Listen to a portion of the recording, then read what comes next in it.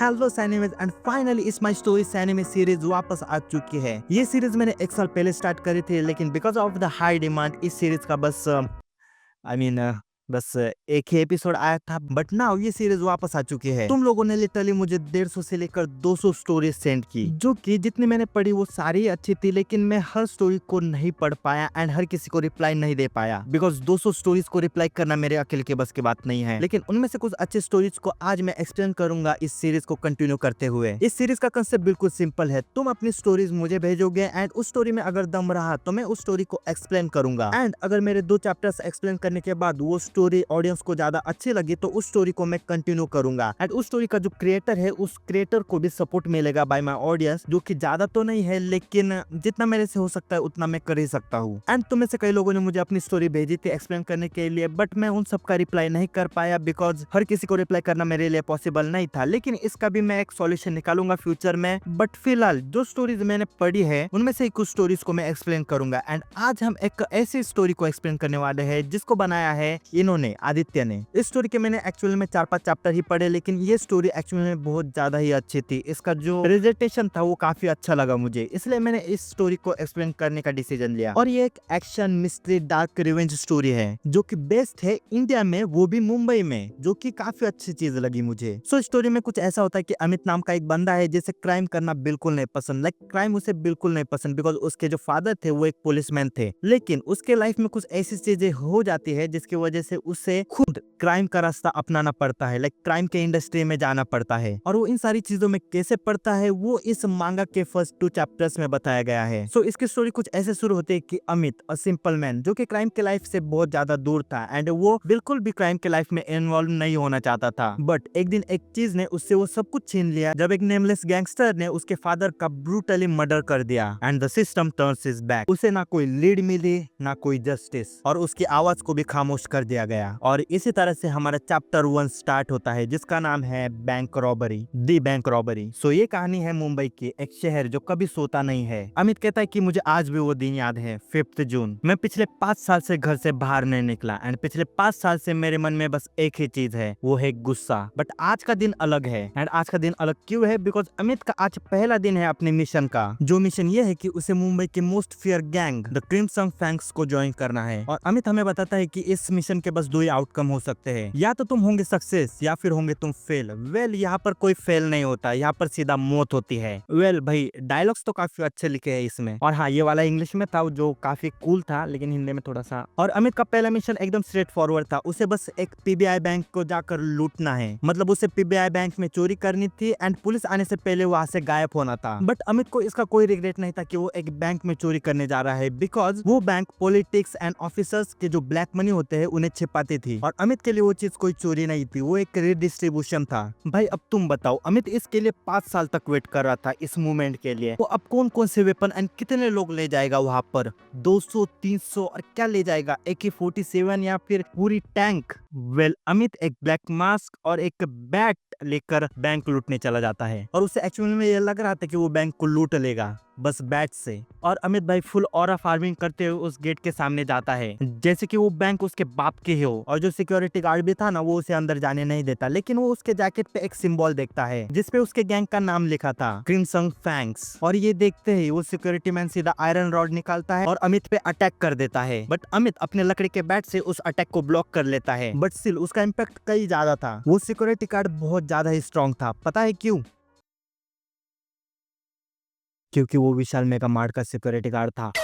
अमित उस security guard को kick करता है, लेकिन वो सिक्योरिटी गार्ड फिर से उठ जाता है। फिर अमित उस सिक्योरिटी गार्ड के लीवर पे अटैक करता है, लेकिन वो सिक्योरिटी गार्ड उस चीज को देख लेता है एंड उस अटैक को डॉज कर लेता है। एंड देन अमित सीधा उसके हेड पे अटैक करता है एंड उसे एक हेडशॉट में सीधा बेहोश कर देता है। और वो सिक्योरिटी गार्ड बेहोश होकर जमीन पे गिर जाता है। अमित फाइनली बैंक के अंदर घुस जाता है, लेकिन वो एक चीज नोटिस करता है कि जो बैंक है उसका जो इंटीरियर था वो बहुत ज्यादा ही काम था। उस बैंक के अंदर जितना भी स्टाफ था एंड जितने भी लोग थे उन लोगों ने ये रिकॉग्नाइज कर लिया था कि वो जो जैकेट पॉकेट है वो क्रिम्सन फैंक्स की है। एंड देन अमित सीधा मैनेजर के ऑफिस में जाता है और वो मैनेजर काफी डरा हुआ था बिकॉज भाई अमित ने अभी अभी एक सिक्योरिटी गार्ड को टपका दिया था। शायद वो विशाल मेगा मार्ट का सिक्योरिटी गार्ड नहीं था, बट हाँ मैनेजर डरा हुआ था। तो वो उससे कहता है, मतलब अमित से कहता है कि भाई तुम्हें जो चाहिए वो ले जाओ, बस फ्यूचर में इस बैंक को छोड़ देना, मतलब इस बैंक को फिर से मत लूटना, ऐसा वो कह रहा था। और फिर अमित सीधा पॉइंट पे आता है कि भाई दिखाओ मुझे कि कहाँ पे सारा कैश है। तो फिर वो मैनेजर अमित को उस बैंक लॉकर में ले जाता है और ये बैंक एक न्यू एंड छोटी ब्रांच थी। फिर भी अमित को बहुत ज्यादा डर लग रहा था बिकॉज ऑफ कोर्स ये उसका पहला दिन था और तुम्हें पता ही है कि जॉब के पहले दिन में भाई तुम गड़बड़ करते ही हो। और ऐसा ही उसके साथ हुआ। अमित जितना हो सके उतना कैश अपने बैग में भर लेता है, लेकिन तभी उसे पुलिस के सायरन की आवाज आती है। वो कहता है पुलिस शिट। और इस पॉइंट पे अमित को रियलाइज होता है कि ये सब एक ट्रैप था, क्योंकि जब वो कैश ले रहा था तभी उस मैनेजर ने चुपके से पुलिस को कॉल कर दिया था। अमित बहुत ज्यादा पैनिक हो जाता है, लेकिन वो कुछ सोचता है एंड फाइनल डिसीजन देता है कि वो अपने सबसे ट्रस्टेड मैन को कॉल करेगा, जिसका नाम है डैनियल दे कोस्टा। डैनियल दे कोस्टा, वाओ क्या नाम है भाई, Daniel they Costa. Daniel they Costa. And ये जो डैनियल है उसे उसके गैंग की मशीन भी कहा जाता है और वो अमित का बहुत ज्यादा क्लोज फ्रेंड था। और मैं बता रहा हूँ कि ये बंदा बहुत ज्यादा ही मतलब नेक्स्ट लेवल बंदा है। तो अभी थोड़ी देर में देखोगे कि वो क्या क्या करता है। सो अमित उसे कॉल करके बोलता है कि भाई मैं मुसीबत में हूँ। उस पर डैनियल रिप्लाई करता है कि भाई 15 मिनट दे, आ रहा हूँ मैं। एंड डैनियल एग्जैक्टली 15 मिनट में वहाँ आकर पुलिस ने जिस साइड से ब्लॉक नहीं किया था वहाँ से अमित को एस्केप करा लेता है। देन वो दोनों क्रिम्सन फैंक्स के अड्डे पे मतलब हाइड आउट पे जाते हैं उन 2 बैग्स को लेकर जो कि उन्होंने चोरी किए थे। और अमित की इस वक्त फट चुकी थी बिकॉज अगर वो उसकी हेल्प नहीं करता तो वो अभी जेल में होता। और भाई हमें इससे ये समझ में आता है कि डैनियल एक ऐसा बंदा है जिसे हम क्राइम इन पार्टनर कह सकते हैं, लिटरली। देन वो दोनों गैंग के बॉस के चेंबर में जाते हैं जहाँ पे था क्रिम्सन फैंक्स का gang leader black fang himself, Kiyan Malik.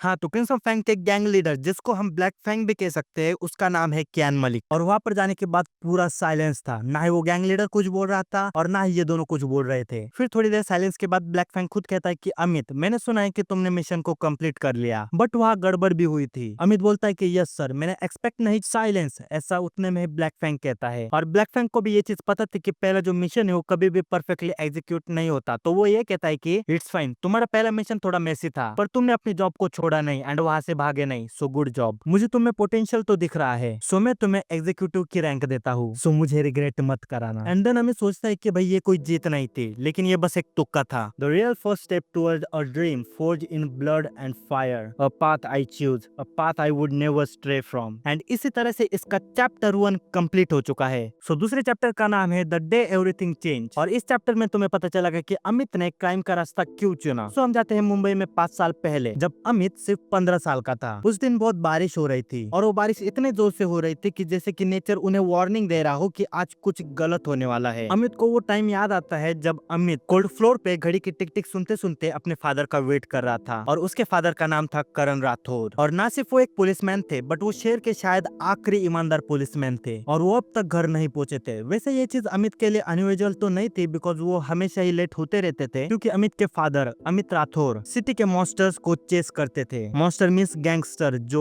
बुरे काम करते हैं, क्रिमिनल्स। पर वो रात थोड़ी सी अलग थी। फिर उसे वो सीन याद आता है और फिर अमित को वो सीन याद आता है। सब तरफ मेटेलिक गन पाउडर की सेंट थी, उसके फादर के यूनिफॉर्म में लगे हुए शार्प कट्स और उसके फादर के आखिरी words, Amit lock the door और किसी को भी अंदर आने मत देना।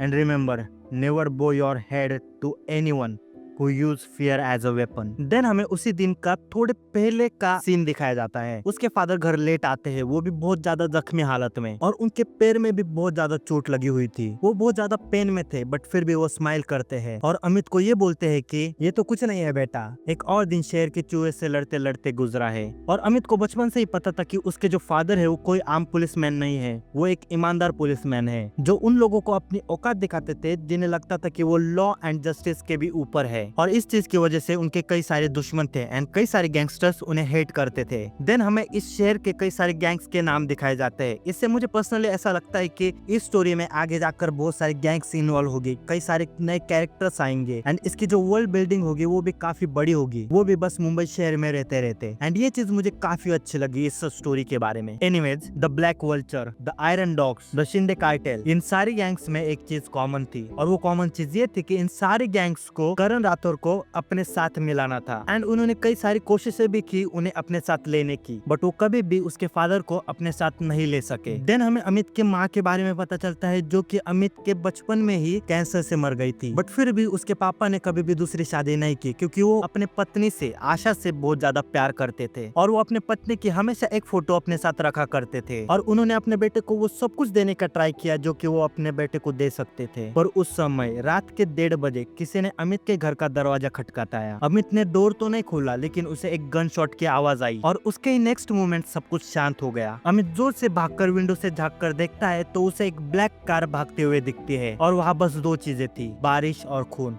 एंड अमित के पापा बहुत ज्यादा घायल हालत में थे। उसके आगे अमित को कुछ याद नहीं था उस समय का, बट वहाँ के नेबर्स ये कह रहे थे कि उन्होंने अमित को बहुत ज्यादा जोर से चिल्लाते हुए सुना था, वो भी 2 मंजिला नीचे से। और हाँ, जब वो गन शॉट की आवाज आई थी तब वो नहीं सुनाई दी थी, बिकॉज उसके जो नेबर्स है वो 2 मंजिला नीचे थे। बट हाँ, उसके अगले कुछ दिन अमित के लिए बहुत ज्यादा धुंधले थे। Funeral, reporters, fake sympathy from police जो उस गैंग से बिक चुके थे जिन्होंने उसके फादर को मारा था, ये कहकर कि ये कोई चोरी का केस था। और उन सबको पता था कि ये काम किसने किया था, पर हर कोई उसका नाम लेने से डरता था। वो उसे घोस्ट नाम से पुकारते थे, जिससे इवन गैंग लॉर्ड्स भी डरते थे। पर अमित के फादर उसको एक्सपोज करने के काफी करीब थे एंड इसीलिए उन्होंने अमित के फादर को ही रास्ते से मिटा दिया। उसके फादर के डेथ के बाद वो अनाथ हो चुका था एंड उसे ऑर्फन में भेज दिया गया था। पर अमित कुछ महीनों बाद वहाँ से भाग गया था और वो रास्तों से खाना चोरी करके गैंग से बात किया करता था उस द घोस्ट का पता करने के लिए। Because to kill a monster you don't wear a badge, you wear a mask of one.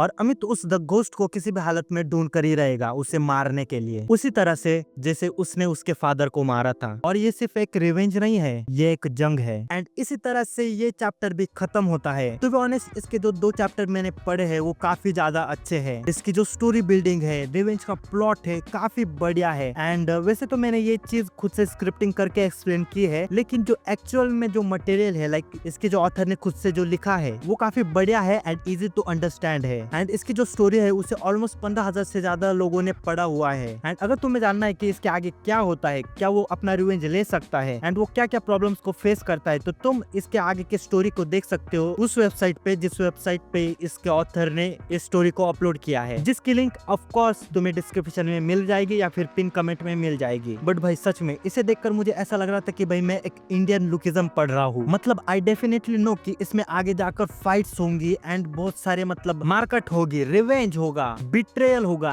Anger, emotions, fights. भाई आई एम श्योर कि ये स्टोरी काफी बढ़िया होने वाली है। एंड इस सीरीज का पर्पस भी यही था कि मैं तुम्हारे जो टैलेंट है उसे दिखा पाऊं। तुम एक एज अ व्यूअर भी बहुत ज्यादा टैलेंट होल्ड करते हो एंड तुम्हारी स्टोरी भी काफी बढ़िया है। एंड भाई तुम्हें भी ऐसा लगता है कि तुम्हारे पास एक ऐसी स्टोरी है जो कि लोगों के मुंह खोल के रख देगी, आई मीन शॉक फैक्टर से, ओके? तो तुम अपने स्टोरी को मुझे भेज सकते हो इंस्टाग्राम पे with the hashtag it's my stories anime नाम से। एंड जिन लोगों की स्टोरीज अब तक मैंने एक्सप्लेन नहीं करी है या फिर मैंने उनका रिप्लाई नहीं दिया है, तो प्लीज थोड़ा वेट करो, क्योंकि शायद से मैंने तुम्हारा मैसेज देखा नहीं होगा या फिर तुम्हारी जो स्टोरी है वो मेरे लिए बहुत ज्यादा ही कॉम्प्लिकेटेड हो गई होगी। बट हाँ, इस सीरीज के लिए मैं बहुत जल्दी ही एक सॉल्यूशन निकालने वाला हूँ जिससे मैं तुम्हारी स्टोरीज को और भी अच्छे से एक्सप्लेन कर पाऊंगा। बट तब तक के लिए don't lose hope and please keep creating. And मैं तुमसे मिलता हूँ ऐसे एक और न्यू वीडियो में। सायोनारा।